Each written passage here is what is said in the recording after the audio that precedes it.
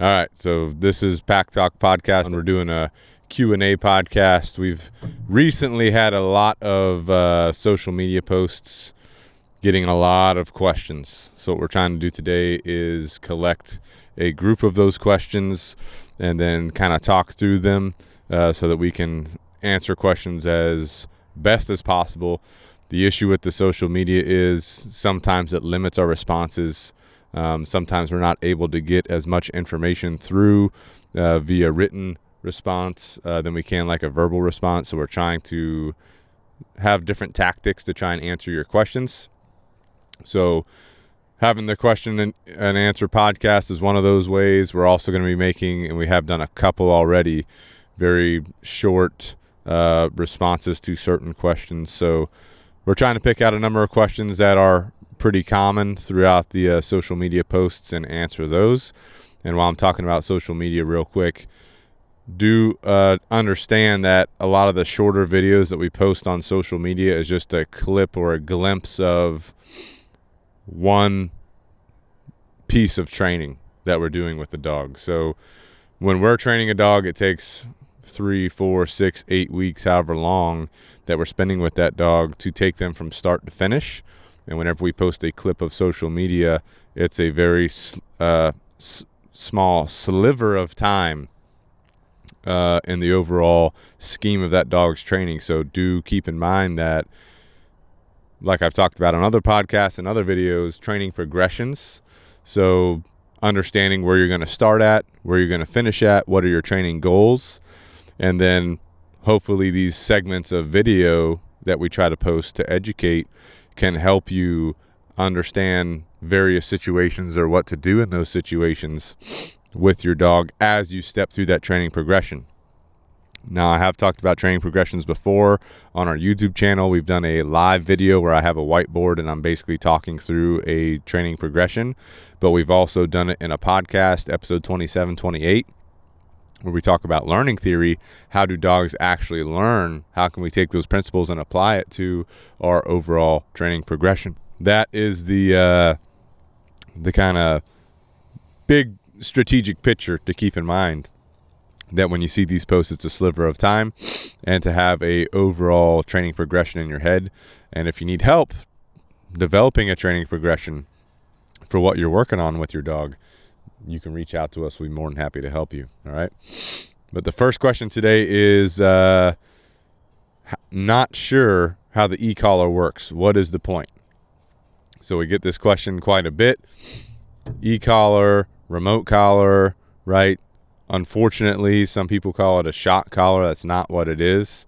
I don't even like the term e-collar or electronic collar just because it has some negative thoughts with that verbiage. I prefer the term remote collar because that's what it actually is. We're using a remote, we're using a collar to remotely communicate with our dogs. But the question, not sure how the e-collar works.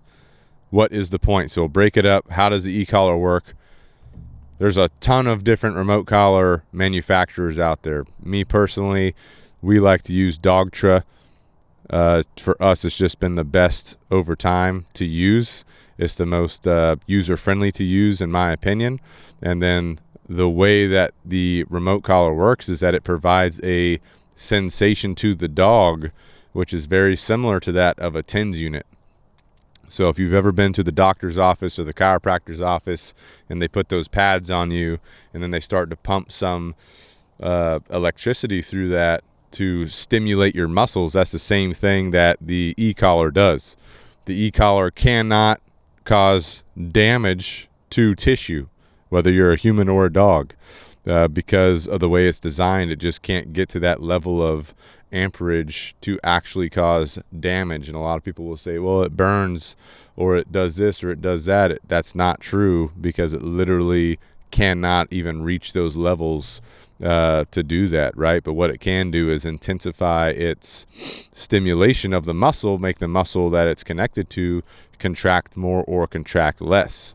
So that's kind of the overview of how does the e-collar work. We did do a podcast that deep dives more in detail on the remote collar, but that's the quick and easy of it. And the second half of the question, what is the point? Well, the thing about the remote collar is it gives you and your dog freedom of communication, right? It also gives you and your dog safety. It enables you to have a safe experience with your dog in a variety of scenarios. So basically, what it does is like allows you to communicate to your dog at a distance. So if you like to take your dog off leash to the beach and your dog likes to run a distance away from you and you call them back to you, you can use that remote collar to help communicate to come back to you. You can also finely tune the level of the remote collar to match the environment that you're in to make your communication with your dog effective, right? Whether that's accountability for disobedience of something that you've asked them to do, or as a simple communication tool to execute certain behaviors, right? There's a lot of different ways that you can use a remote collar. And so that's just a brief summary of like, what is the point of that? Now, with that being said, it is not right to grab a remote collar, put it on your dog, and all of a sudden start using it. That's not right. That's an improper way to use a remote collar. As with any training tool, they can be used properly or improperly. So improper way would be to buy one and then just throw it on your dog, start using it, and assume that your dog just knows what to do. That's not right. What you need to do is follow a thorough conditioning process that is a part of your overall training progression, where your dog can learn to understand the remote collar on a level that they can understand. Remember that your dog is not a verbal being, right? They do not communicate with verbal language like we do. Like I'm communicating to you right now, whether you're watching this on YouTube or listening to this on a podcast platform, right? You can understand what I'm saying because we are a verbal species and we communicate verbally. Dogs don't do that. Their primary language is body language, right? So as a piece of the overall training progression, remote collar conditioning, and application is just one little sliver of the overall progression, right? And if you do it properly, it makes your communication better with your dog. If you do it improperly, it can degrade your relationship, it can create superstitious associations, and it can create problems later, just like with any training tool, right? We have to use it properly. So go back to our podcast we've done in the past on remote collar, right? Facts or fiction, to deep dive on how to properly condition a remote collar. I go through the whole process in that video. I also go through it in a couple of our YouTube videos, and then some of the deeper reasons as to why you need to follow a specific conditioning process. But once that conditioning is done, the remote collar should just be an everyday tool that your dog is just used to wearing, even if you don't have to use it. So I'm wearing a watch right now, and even if I don't have the watch on, I still feel like it's there. I'm just so desensitized to it being there. That's the way we want the remote collar to be for our dogs, right? And there's also, with the remote collar, a ton of different features on different ones, a ton of different contact points that you can change out for your specific dog and their coat type. So a lot more details that can be gone into with the remote collar. So if you guys have questions, you can refer to our other videos or podcasts, or you can always reach out to us. We'll be more than happy to help. But a big red flag to me is if you're trying to work with a trainer and then they put the remote collar on the dog the first thing, right? For us, it starts maybe day 10 or so. Somewhere around day 10, we'll start using the remote collar for the conditioning process, right? So enough on that one, all right? The next question that we have is asking why a correction if he's anxious and scared? Don't need that when you're trying to build his confidence. So this is in reference to, I'm assuming, a video where we're taking a insecure dog through an uncomfortable situation. And again, this is a sliver of time in this dog's overall training progression. So if you don't understand the full training progression, you probably don't understand exactly what's going on. We're trying to explain it the best we can. But basically, this person's asking, why is there a correction if he's anxious and scared? We don't need that when trying to build his confidence. Well, here's the thing. Prior to taking a dog out to a distracting area for socialization work, first of all, you have to complete your training progression up to that point, which for us includes the remote collar conditioning and accountability. So we're teaching that dog what we expect of them, and then we're teaching them what happens if they disobey those expectations, which is accountability. But also with an insecure dog, because they're asking why a correction if he's anxious and scared. So a couple things. When you're talking about an extremely insecure dog that is shutting down, not able to go out and into the yard, not able to walk down the street, the first thing this kind of dog wants to do when it's with its owner before any type of structure or training is implemented is run away, get away, go back to the house, right? So they go into deep flight behavior. So what we have to do is over time stop the flight behavior for most situations, right? So if we take the dog out somewhere once they've reached that point in the training progression and they're nervous or whatever and they're out of position, they could trigger back into flight mode. So that's why it's very important for us to hold them accountable for departing a position, so they know that, hey, what I'm supposed to be doing right now is just walking next to mom or dad.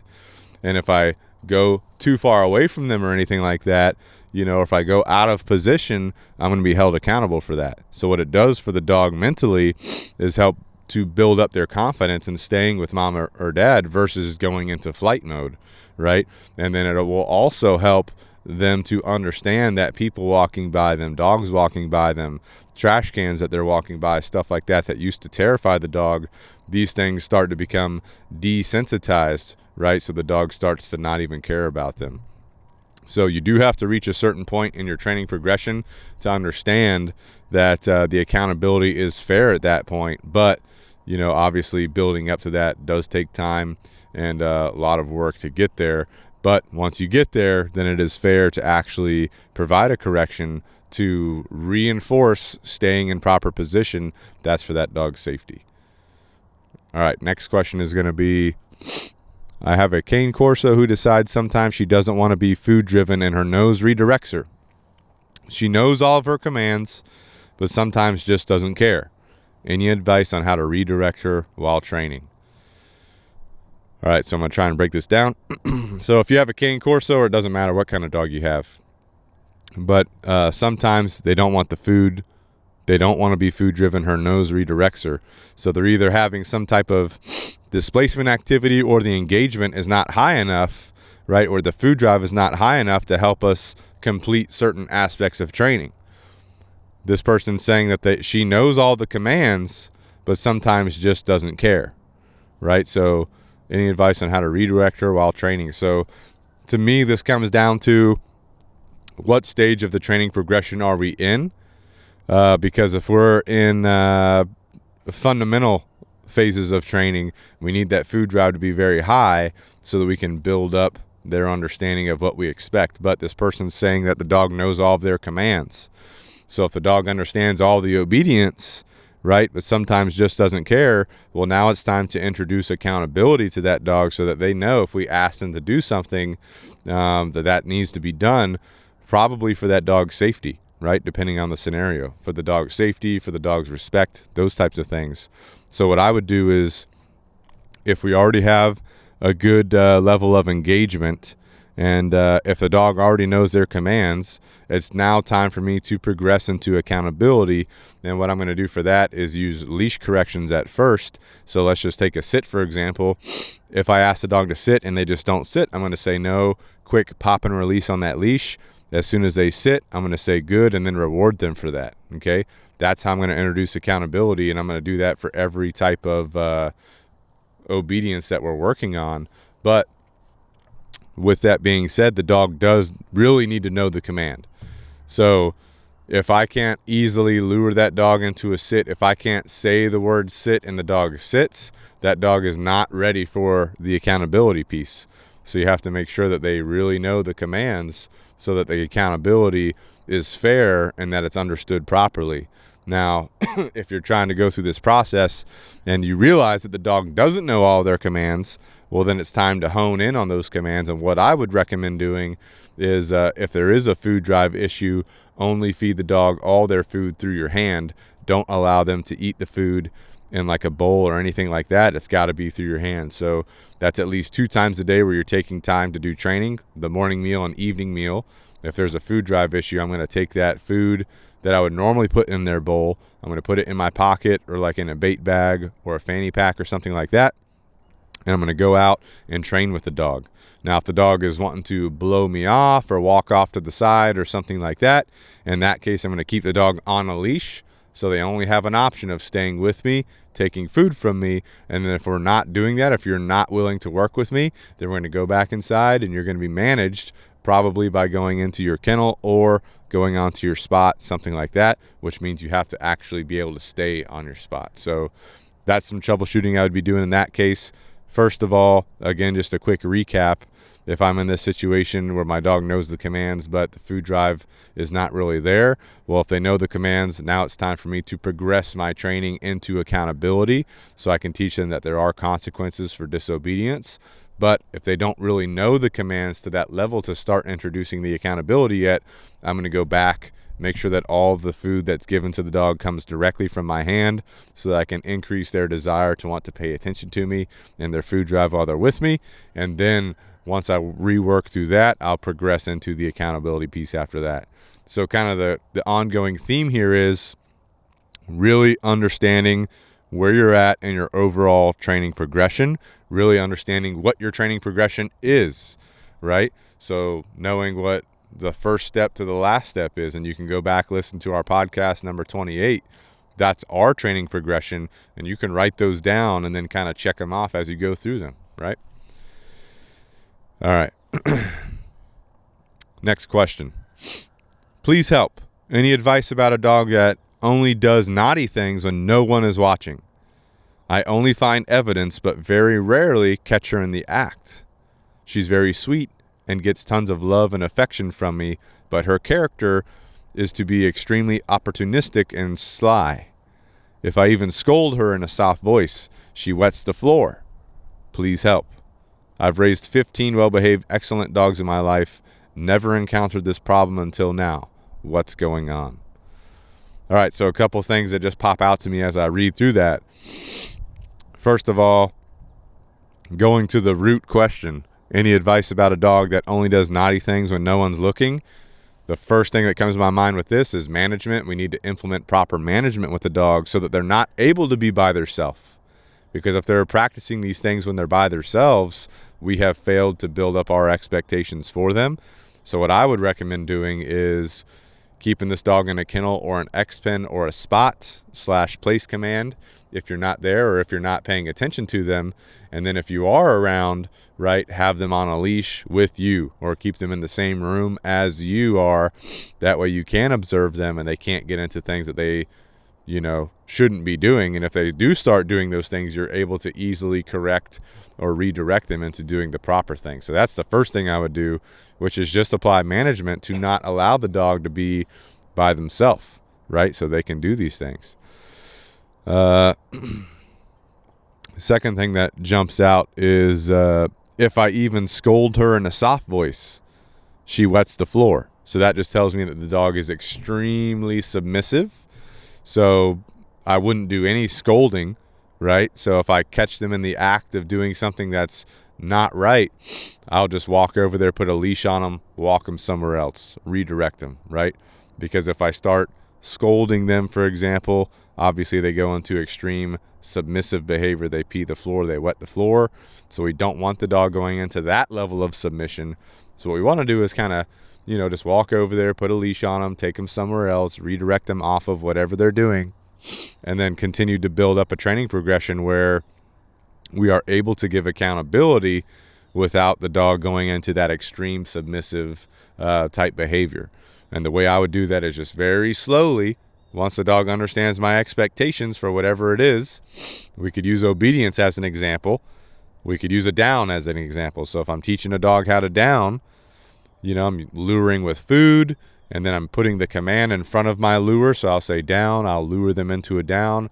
Once they go down, I say good, I give them the food, right?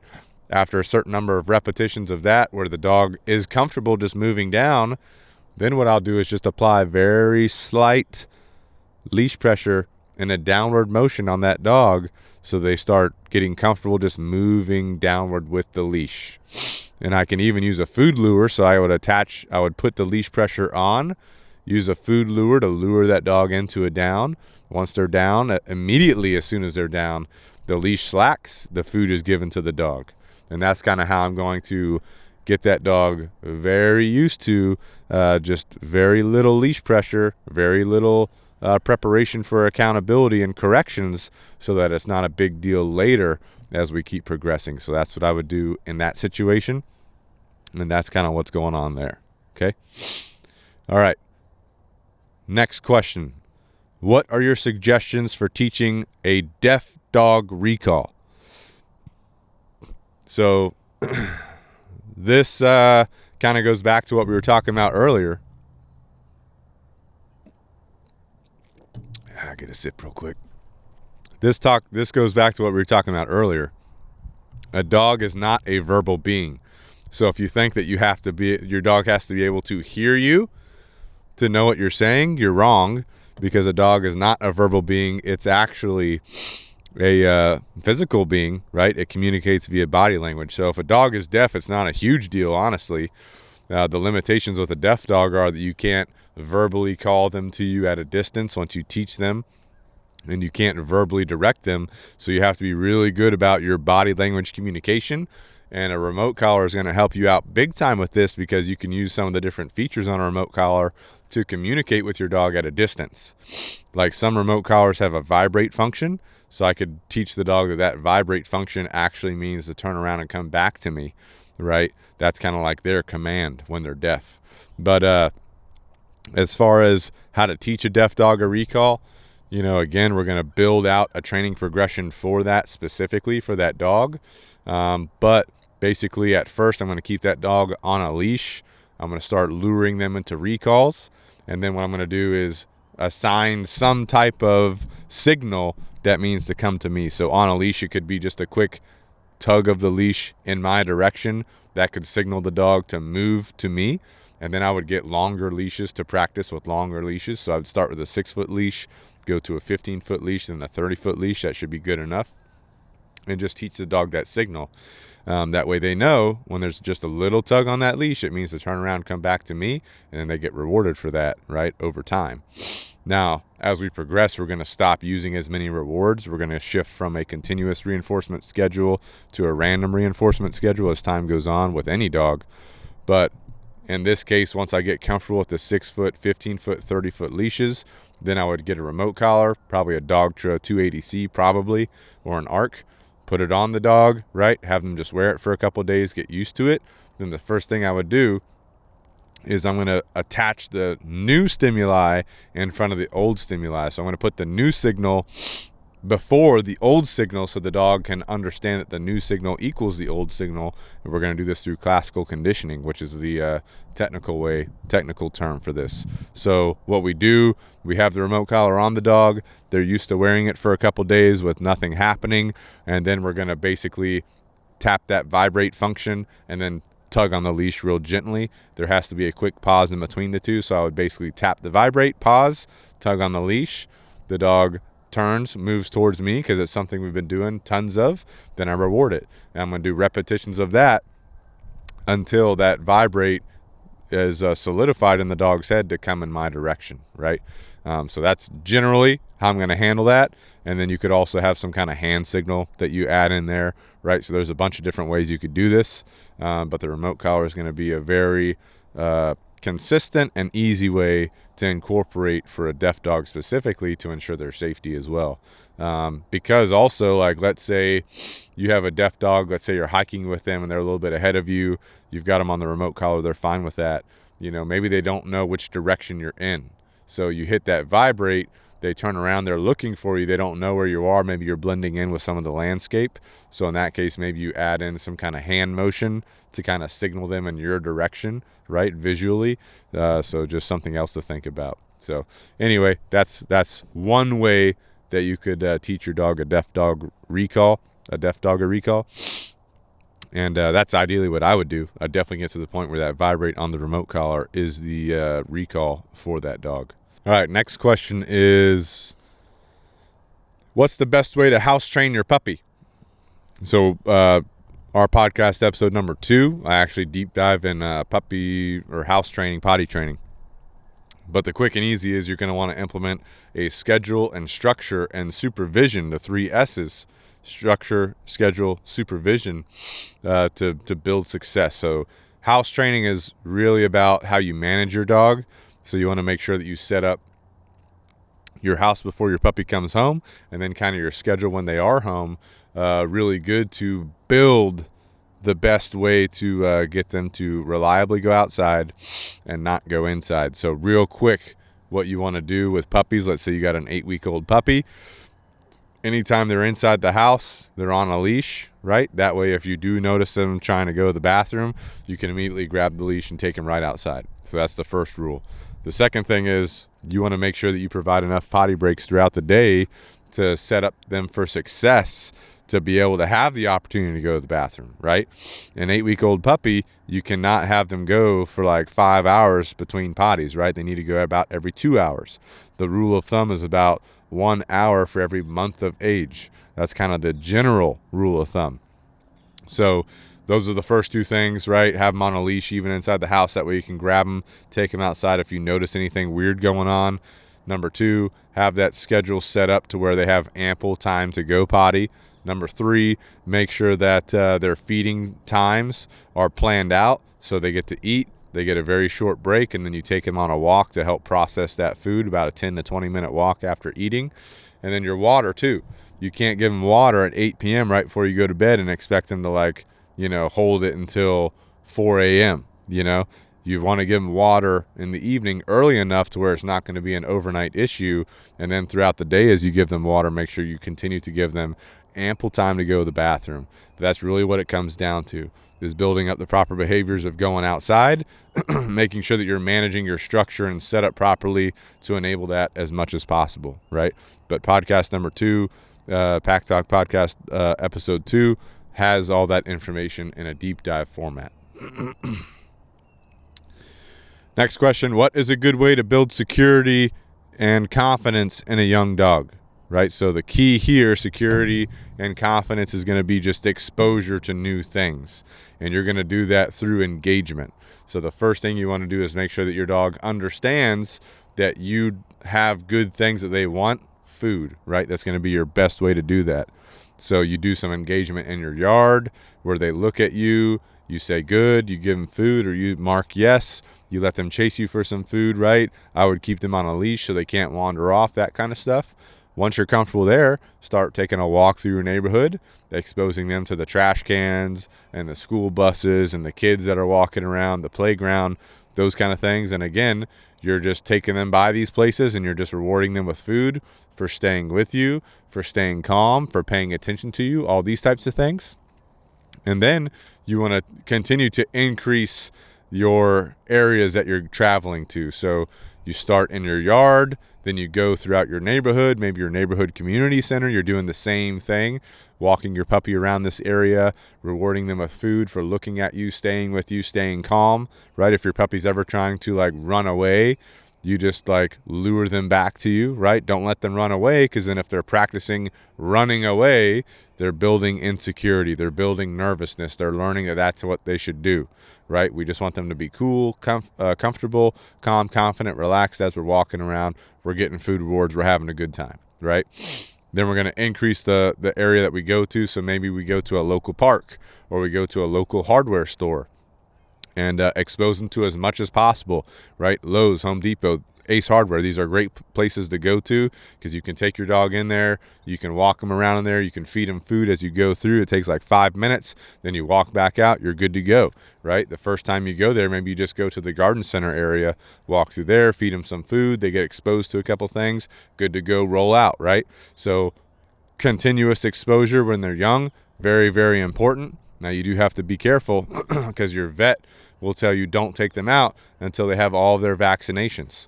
So you have to kind of balance this out, right? If you wait until they have all their vaccinations, you're waiting multiple weeks to expose them to things, right, that might build insecurities later. So from my perspective personally, as a trainer, as a dog psychologist and behaviorist, my perspective is, that behavior to me, that confidence to me, is a priority. So I'm going to try and balance out. I'm not going to go to places where there's a ton of dogs moving because I want to reduce my puppy's exposure to dog illnesses or diseases or viruses, but I am going to continually take them out to different places very quickly to make sure that that confidence level is continuing to grow. So that's what I would do in that case, for sure. All right, next question. What is best when you have two dogs? Have them on the same side or one either side? So I'm assuming that we're talking about when you're walking dogs, right? So this is up to you, man. You do whatever you want. You know what I'm saying? For me personally, when I have two dogs, I like them walking on the same side. I train all dogs to walk on my left side. I'm right-handed, so if I have my dogs on my left side, it's easy for me to, lock the door with my keys, unlock the door with my keys, open up something, carry something, right? The dogs are on my left side. Take a drink of my Jocko. With my dogs on my left side, you know what I'm saying? So that's kind of my perspective on that. But I do have people that I've worked with, and they have one dog on one side, one dog on the other side. That's their preference. I do have people that have two dogs on the right side. Maybe they're left-handed. That's their preference. So figure out what your preference is. To me personally, just having them both on my left side, to me that's ideal because I'm right-handed. And if they're both over here on my left side, I can navigate around things or through things with them on that side. No big deal. So pick out what's best for you. Now, when they're walking on my left side, they're right next to each other. They're both in heel position. There's a couple things that you got to consider, right? Sometimes they try to compete with each other. So one wants to walk just a little bit ahead. So I have to make sure that my accountability is in place so they understand that both of them are supposed to be in the same position next to me. They're both following me, right? Not one of them are leading. And then usually whoever wants to be closer to me is fine. Like one will be right next to me, one will be on the outside of that dog. I don't really care about that. It's whatever's comfortable for the dogs at the time. So again, kind of play around with it. But to me, both on the left side is the best way to do that. All right. And if you have like 3, 4, 5 dogs, I do the same thing. They all walk on my left side. All right. Next question. What if food doesn't work? My dog is so worked up for the walk. He doesn't care about food. Maybe a ball after I've worn him down, but he pulls me. And someone responded to that and said, yes, what if my dog is super overstimulated on walks? So if we have a dog that's not interested in food because they're overstimulated on walks, well, then I got to break it down. I got to keep it simpler.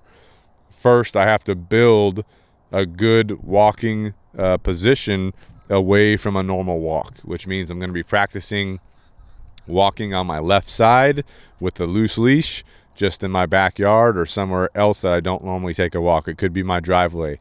And the time that I would normally go for a walk, let's say it's 20 minutes, I'll be out in my driveway walking back and forth, which might seem boring, but if we have our overall training progression in mind, it's actually super important, because if I want to get to the point where I can walk through the neighborhood without leash pulling, without being crazy, I first have to get this simple exercise of walking back and forth in my driveway or back and forth in my backyard down to where the dog knows to walk on my left side, right? So let's say I'm out in my driveway, working on this with my dog. I'm going to use food rewards to reward them down my left side, right? To build up reinforcement history of being on my left side. If they walk like too far ahead of me, right, I'll just turn to the right. That leash will help guide that dog back to my left side. Now, let's say my dog is overstimulated and not taking food, Well, that's ideally what we would do is start troubleshooting. Why is the dog not taking food? Is it because it's too excited out in the front yard in the driveway? Because if it is, I'm going to be practicing this in my backyard. The other thing I'm going to be practicing is only giving all the food the dog gets through my hand. It doesn't get to eat out of a bowl or anything like that, because I need food to be more valuable so I can build up behaviors in an ideal way, right? But let's say you go through all that and it's not working. In that case, the only way one of the only ways that I'm going to have as an option after that is going to be through negative reinforcement. That's a quadrant of operant conditioning, right? So you need to be comfortable operating in all 4 quadrants of operant conditioning to truly teach and develop good behavior, right? So I'll be using negative reinforcement, which basically means if my dog is out of position or outside of an expectation, it's going to be slightly uncomfortable to them. which for most dogs would be, we'll have them on like a training collar, like a fur saver training collar. You could use a prong collar, right? As soon as that dog is out of position, that collar starts to tighten because the leash is getting a little bit tight. And me as the handler, I'm going to turn to the right because I want the dog on my left side. I'm going to turn to the right, let that leash kind of wrap around the left side of my body and redirect the dog to my left side, right? So basically I'll be doing lots of right turns to build that dog's understanding of like, hey, if they start going ahead of me, I'm going to turn to the right. I'm going to start walking the opposite direction of the dog. That leash is going to be tightening down that collar. The collar is going to be giving the dog a little bit of discomfort. That dog turns towards me to follow the leash, and then the leash slacks. The discomfort goes away. Now the dog is reinforced and following me and walking along next to me. So it might sound easy. It can actually be very difficult with some dogs. It's going to take a lot of patience. But if you have exhausted all efforts to build up the food drive, then that would be the next course of action. Now, with that being said, I'm just going to take a quick break from the questions because I was talking to somebody yesterday, and they were saying that they were like talking to this positive trainer, right? I got certified in positive reinforcement this, I got certified in that, positive reinforcement only, whatever, right? So positive reinforcement is one of the 4 quadrants of operant conditioning. And again, you can go to podcast number 27, where I deep dive on all 4 quadrants of operant conditioning and classical conditioning and the other aspects of canine learning theory. But let's say we have a positive only trainer that says, I use positive reinforcement. That's the only way to train dogs. That's the only fair way. Well, keep in mind, if I'm positive reinforcement only and I ever withhold food from a dog, if I ever let that dog not have access to food, I'm technically operating in the negative punishment quadrant of operant conditioning, right? So like, let's say I'm a positive only trainer and I want to teach a dog how to sit. I'll have a piece of food in my hand. I try to lure the dog into a sit. If the dog's not doing it, I might hold that food back from the dog. If the dog's trying to get the food out of my hand, I might put it behind my back. I'm operating in negative punishment quadrant, which is withholding something the dog wants. And then I would bring that food back out and give it to the dog once they start to do the sit. So you got to be really careful. Like if you're a positive only trainer, if you're talking to one, they're actually operating in other operant conditioning quadrants. Maybe they just don't know it. You know what I'm saying? But anyway, back to 4 quadrants of operant conditioning. The positive reinforcement is one quadrant. There's also negative reinforcement, positive punishment, and negative punishment. And those words might sound weird, right? Positive punishment, right? Well, in the world of operant conditioning, the scientific terminology, the word positive means to add something. The word punishment means to make a behavior less likely to occur in the future. The word negative means to remove something. The word reinforcement means to make something more likely to occur in the future. So if I'm operating in positive reinforcement, I'm doing something, I'm adding something, the word positive, I'm adding something that makes whatever that behavior is more likely to occur in the future. So if I'm training a dog how to sit and they sit and I give them a piece of food, I've added something, I've given the dog food to make the sit behavior more likely to occur in the future. But negative reinforcement, I'm taking something away. Negative, I'm removing something. I'm taking something away to make the sit behavior more likely to occur in the future, right? And that usually will be some kind of pressure via the leash. So if I pull up on the leash and then the dog sits, I slack the leash. That slacking of the leash is what I'm removing to make the sit behavior more likely to occur in the future, right? So I'm not trying to get all sciencey on you guys right now. But I did remember that conversation I was having yesterday. And the person was a little bit confused about the positive reinforcement trainer or whatever, right? But a lot of times they don't know that they're actually operating in other operant conditioning quadrants as well as positive reinforcement. So podcast 27 to get more on that. All right, next question. My dog starts panting and pulling the curtains off the windows looking for me when I go out. What do I do? So this is anxiety, separation anxiety probably. And basically your dog has developed a habit of tearing things up whenever you leave, right? So what would I do? I would look for ways to change that behavior. How am I going to change that behavior? By changing my structure. So probably a couple different tactics, troubleshooting tactics that I would take.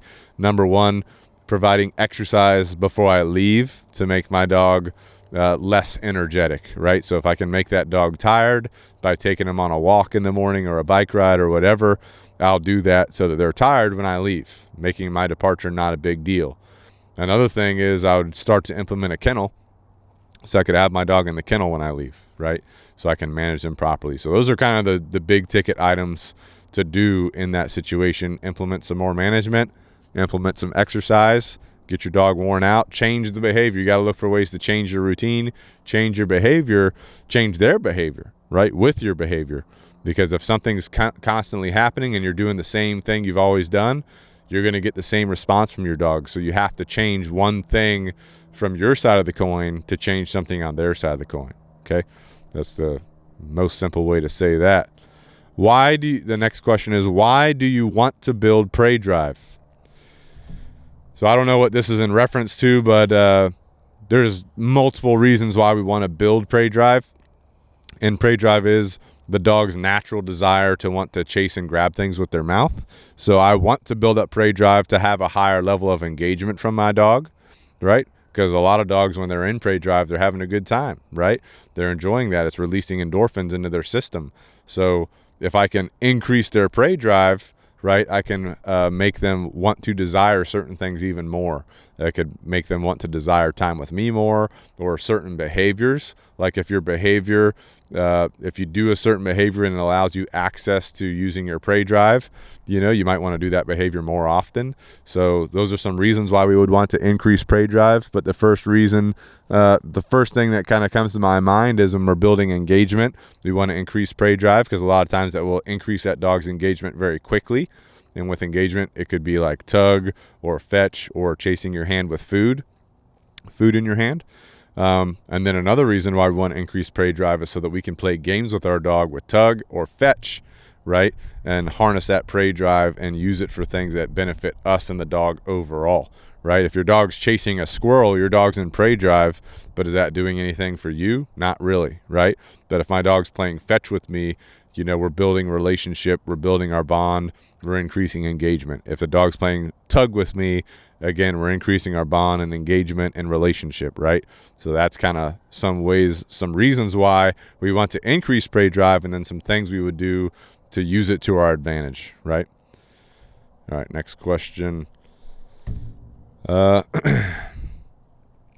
do I get to this stage of calmness with a dog who gets way too overly excited when she sees anyone? So I don't know what video this is in reference to, but she's asking, how do I build up calmness in my dog? And she gets excited when she sees anyone. So it sounds like a dog that loves people, gets super excited with people. So again, kind of going back to one of the earlier questions, if we always do the same thing with our dog, we always get the same response or behavior. So in this case, if my dog always, when it sees people, it gets excited, it wants to run over there because people want to pet it and all that kind of stuff, I have to change one thing in this scenario to try and alter that behavior over time. And just keep in mind that with dogs, it takes time to alter behavior. It takes time to modify behavior. So the first thing that comes to my mind, build engagement. So that my dog is more interested in looking at me when there's new people around than it is running over to those people. I want to be more interesting to my dog than the other people are, right? Then the other thing that kind of comes to my mind is if my dog is increasing in their excitement level in the presence of other people, well, I need to withhold that dog's ability to get physical interaction from those people until it can be calm. So one of the things that can help us do that is a downstay. The downstay is a calming behavior. So let's say I'm walking through a hardware store. Someone's like, oh, what a pretty dog. My dog's getting excited. I'll tell my dog to down, stay. Once it shows me that it's calm, then I can let it get pet by that person. versus that person, I walk by and they say, oh, what a pretty dog. And my dog just runs over there, kind of demanding attention from the person. The person's petting my dog. My dog's basically getting rewarded for showing excessive excitement or energy levels. So change one thing about the scenario to reduce that overexcitedness. And over time, you should see it start coming down.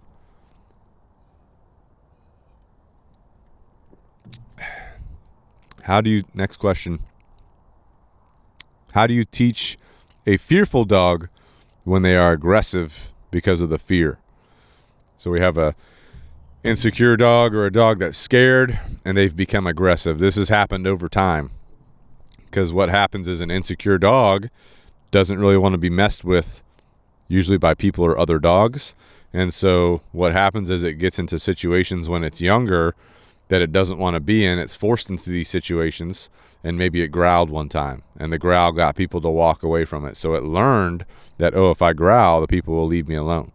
And then that growl just over time escalates into reacting or becoming aggressive at people to keep them away so that it doesn't get put into a situation that it doesn't like. So kind of like we've been talking about, we have to change something. We have to change habits. We have to change behaviors. So I would remove any type of scenario that my dog feels like they need to react in. I want to avoid those scenarios so that I can build up confidence in my dog. Then I would have a training progression where it takes me from, I'm going to go back to square one, foundational work, build up engagement, build up, understanding of how to walk on a leash, build up obedience behaviors, layer into accountability, layer into remote collar conditioning, then go into re-socialization work and distraction work. And by that point, my dog should have an understanding of not to react at people, not to react at things, and to just remain calm next to me. And that I know to control the environment so that my dog does not feel like they have to react at things because I'm not letting things happen to them. You know what I'm saying? So fearful dog, you want to go all the way back to step one of our training progression, rebuild everything from the ground up to reestablish that dog's understanding of the world around them so they don't have to be so fearful. Now, one thing to keep in mind as you're going through your training progression, number one, it takes time.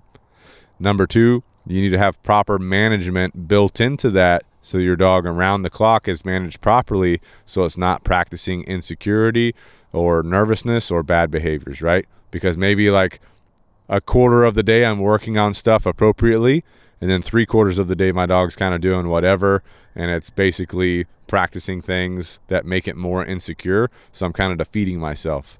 So my management plan throughout my training progression has to enable not allowing the dog to be insecure, not allowing the dog to be nervous in different situations, and constant focus on the part of the training progression that we're working on so that we can get to the socialization and distraction work phases to finish that off. All right, next question. Any tips for a dog that isn't interested in his food? So we've talked about it a little bit already, but first of all, the first thing I would do, the focus at this point is to build up that dog's hunger drive. So what I do is only have food come from my hand, not from a bowl. No table scraps from your kids or your wife or your husband or whoever, right? So do not allow any of those types of things to happen. All food comes from your hand. If the dog's not interested in taking food from your hand, give it a day or so the dog starts to understand that's the only way they're going to access food.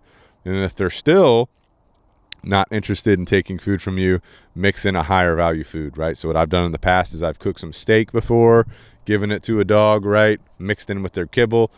I've taken some like tuna or salmon, like a very fishy smelling food to instigate that dog to get them started eating from my hand, right? And if you're like, wow, that's disgusting to hold on to. Well, I have my goal with my dog. I want to hit that goal. My first step to hitting that goal is I need this dog to take food from me. So if holding tuna or salmon in my hand helps initiate my dog eating from my hand, it might take me 1 or 2 days of doing that. Then the dog is 100% comfortable eating from my hand. I'll do it. You know what I'm saying? And then fade that out, not use that in the long term, but in the short term, I would do that just to get it going, right? And then once you initiate that hunger drive, shouldn't be a problem after that. All right, next question. My dog always growls when having the tug in his mouth, and he violently shakes his head. I've learned that is not okay, but I don't understand why not. Can you help? So this is a very misunderstood response from a dog, right? And a lot of people say that this kind of thing is not okay. Basically, the guy or the girl is playing tug with their dog or has a tug with their dog, and the dog is growling and shaking their head, right, when they're playing tug. That's just the dog's genetic response to getting aroused. Your dog's just amped up about playing, right? Not necessarily a bad thing. I mean, it could be if your dog's trying to like be defensive or guard a resource, but you know, one of my own dogs does the same thing, you know, and I know that they're just aroused and we're having a good time. You know, it's not directed towards me. They're just into the game. It's not a big deal, right? If they're doing that outside the game, that could be a problem. But if I'm playing tug and they're growling and shaking their head, you know, they're thrashing, they're in prey drive, right? That's what they might be doing if they were holding on to a prey item, which just happens to be the tug right now. Think about like a sports team in the locker room. You know what I'm saying? They're in there, you know, they're getting amped, they're yelling, whatever. That's what your dog is doing when they're playing tug with you. You know what I'm saying? So just keep that in mind. It's not a big deal. You know what I'm saying? It's a perfectly normal behavior. I wouldn't worry about it. Your dog is aroused. All right. Next question. Our dog does this lunging and yelping when another dog is near. Really stresses me out big time. How do I fix this behavior? It's embarrassing. So the dog is lunging and yelping when another dog is near. It's stressing out the owner. Obviously, it's very stressful, right? So this kind of just goes back to what we've talked about a couple times is this is the dog's response to that stimuli, to other dogs. So again, I have to change what I'm doing so that I can change my dog's behavior. So with that being said, if my dog sees another dog, starts lunging and yelping, it's getting aroused, it's getting excited. That's just kind of its energy leaking out. So I need to change that response. And ideally for me personally, I prefer that if my dog is aroused or excited by something, it kind of shows me some attention. So just turn around and give me some eye contact, right? So how am I going to build that up? I'm going to be doing engagement. So I'm going to be doing engagement in my backyard, in my front yard. Then as I walk through the neighborhood, if I see another dog, before my dog starts getting overly excited, I'll just initiate engagement with them so that they are learning that paying attention to me is better than paying attention to that dog. And over time, repetitiously, again, none of this stuff happens fast, but over time, repetitiously, that dog will stop doing that around other dogs and will just start paying attention to me. So that's what you're going to be going for. All right, next question. Do you have any tips for separation anxiety? I can't leave mine for 5 minutes without him barking. That's super annoying. So we need to, again, change up our routines, change up what we're doing. So first thing I'm thinking of is implementing management and exercise. So if my dog, as soon as I leave, is barking, right, I got to change up my scenario of departure from my dog. So the first thing I'll be doing, probably implementing a kennel so that my dog learns that like that's where they're going to be at. Number 2, for a couple days to a couple weeks, right before I leave, I'm going to be exercising my dog so they get tired. Then they go into the kennel to rest, right? That's going to be my first tactic, right? To kind of corral that dog and communicate to them that leaving is not a big deal. Separation is not a big deal, right? It's just a routine part of life. The other thing too that can help with this is when you leave or when you arrive, like if you leave the house and arrive back to the house, just ignore your dog for like 15 minutes or so, or until they're calm. That way your dog isn't getting reinforced by you leaving or isn't getting anxious by you leaving. It's not getting reinforced for going crazy when you come home, and that should help curtail that. All right, next question. How do you reward eye contact for a dog with bad vision and doesn't always know where to look? Good question. So, dogs, they have other senses, so I would harness those senses, right, in this question, in this scenario. How do you reward eye contact for a dog with bad vision, doesn't always know where to look? So in this case, I'll probably use some kind of sound signal. So if my dog has cloudy vision, or it's an older dog, doesn't have good vision, or a younger dog doesn't have good vision, or a blind dog. We did a whole YouTube series on a blind dog. You can see what I did with him. But so a dog with poor or no vision, I'm going to have some kind of sound indicator to let them know where I am. And the thing with this is you have to keep that sound indicator, that sound signal going until the dog actually is looking in your direction. So I'll make like some kind of, it has to be consistent every time too. Like you want to use the same sound. So it could be some kind of humming noise. It doesn't have to be very loud for a dog. It could be a very low key whistle. Could be clicking, like, clicking of your mouth or something like that. Could be your hands. Could be patting your leg like this. Can you hear that? You hear that? Right? So the dog hears that. You constantly make that noise. And then once they look in your direction, you stop. Good. Reward them. Right? And then you're basically replacing them having to look at you with just communicating where they should direct their head at. And so that signal is going to be your long-term cue to get them to look in your direction, right? So that's what you need to use for that. All right, last question. Are dogs born more dominant or submissive? Does it have to do with their breed?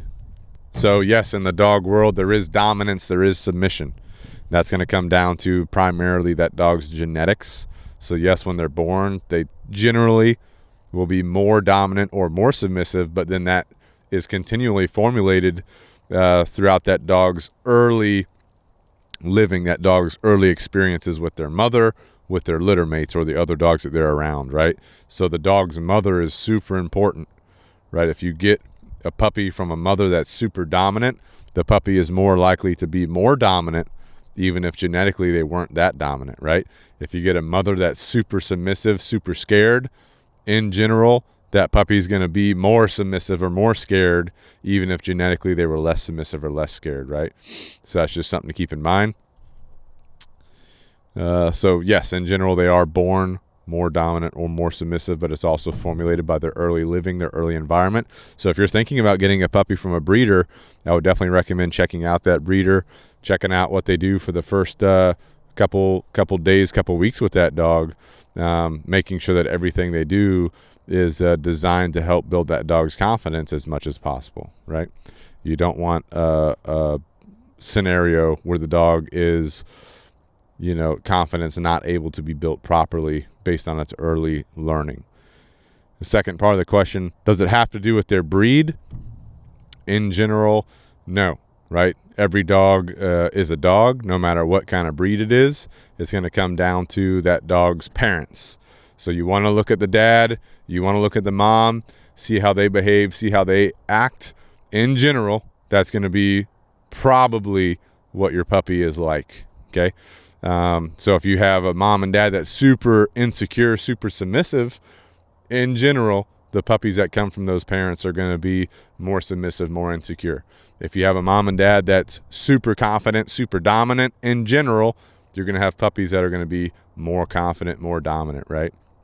So, for me, if I'm looking for a pet dog, I'm looking for a mother. Specifically, I'm looking more at the mother than the father.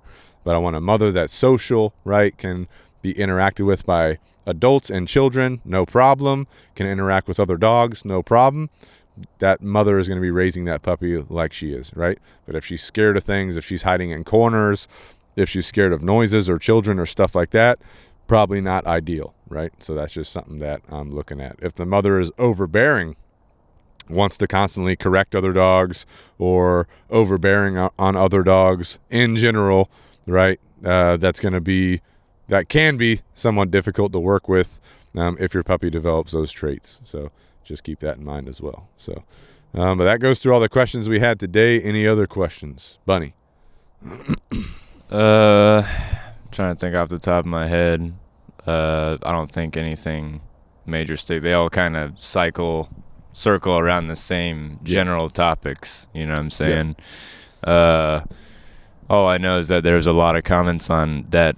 The same question with the insecure dog. Why are you correcting him if he's insecure and scared? There's a lot of people bringing up the facts, or they thought that you were flooding. That's what the term they would use. Yes. This insecure dog, you're flooding him. You're flooding him with correcting him. You're flooding him with putting them in these situations? Well, flooding is it's a method of psychology, but basically flooding is, let's say you have a dog that is scared of trash cans. You just expose them to trash cans to the point where the dog overcomes that because it's just overly exposed to them, right? But flooding can also backtrack on you, right? It can also work against you in some cases. But flooding can be used, right? It is one of the things that does happen with extremely insecure dogs, especially if they won't take food. Even if you've maximized trying to build up their food drive, you might have to just expose them to things so they just constantly get used to them. So there is an element of flooding going on, and the people that are talking about it in the sense of you're flooding them with the people, you're flooding them with the environment, like that is the correct phraseology and usage of the term flooding, but you don't flood a dog with corrections. You know what I'm saying? What you're doing is you're keeping that dog accountable to the position that it knows, and then you expose it to those higher distracting places. Because what I'm thinking about as a trainer, that dog's safety long term. If the owner, walks that dog through a busy area, I want that dog to know to stay with the owner versus try to run away from the owner. You know what I'm saying? Because the dog's overly scared.